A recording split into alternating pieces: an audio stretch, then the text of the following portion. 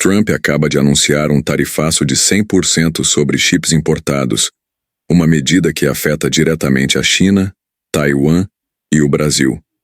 Enquanto a Apple promete fabricar mais nos Estados Unidos, países emergentes sentem o impacto. A guerra tarifária não é só comercial, é geopolítica, tecnológica e estratégica. E o Brasil está no meio do fogo cruzado. Quer entender o que está por trás disso tudo? Fica até o fim.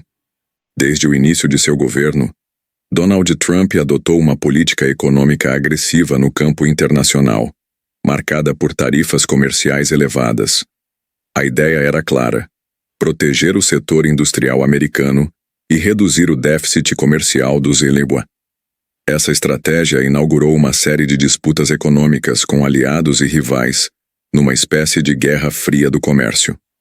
A retórica protecionista se tornou ainda mais forte ao se aproximar das eleições presidenciais.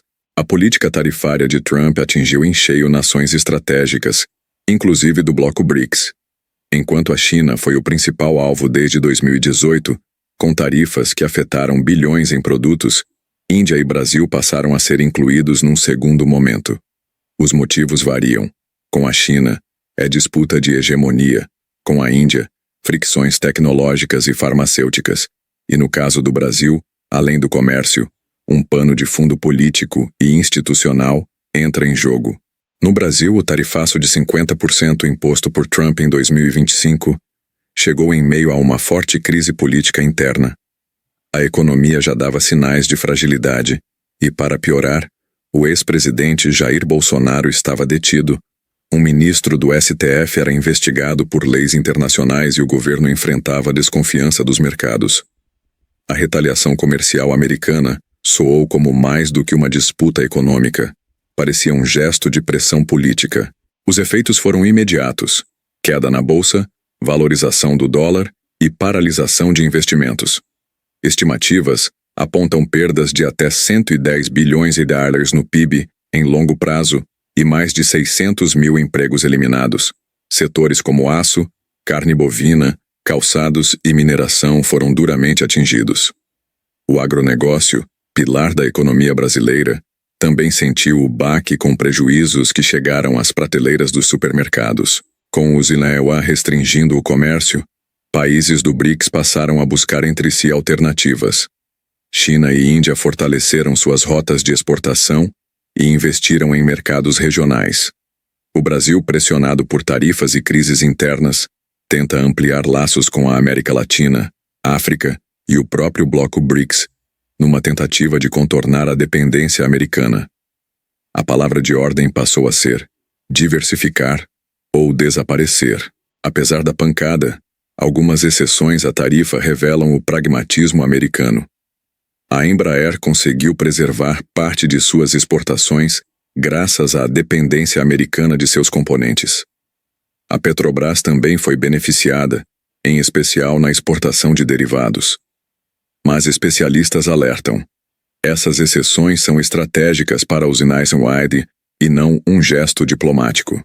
A lógica é simples: mantemos o que ainda precisamos. Os efeitos ultrapassaram o comércio exterior. Com menos exportações, o investimento interno recuou. Setores como construção, saúde e saneamento, fortemente dependentes da renda das famílias, sentiram queda de consumo. A Selic, que já estava em 15%, permanece alta pela pressão inflacionária. Economistas projetam até 0,5% de queda no PIB, mesmo com o Brasil sendo menos dependente dos IMOCR do que México, Japão ou Canadá. Trump é imprevisível, mas não irracional. Apesar da narrativa ideológica que embala sua base política, os tarifaços seguem uma lógica de custo-benefício. Washington poupou setores dos quais ainda depende, enquanto penalizou outros para gerar efeitos políticos e econômicos. No caso do Brasil, o clima institucional instável e as mudanças no alinhamento internacional podem ter incentivado uma postura mais dura do ZLA. Para sair da encruzilhada, especialistas apontam que o Brasil precisa agir em 3 frentes: ampliar acordos comerciais com países emergentes, reduzir dependência de poucos parceiros e buscar estabilidade política interna. O mundo não parou de comercializar. Ele apenas trocou de parceiros.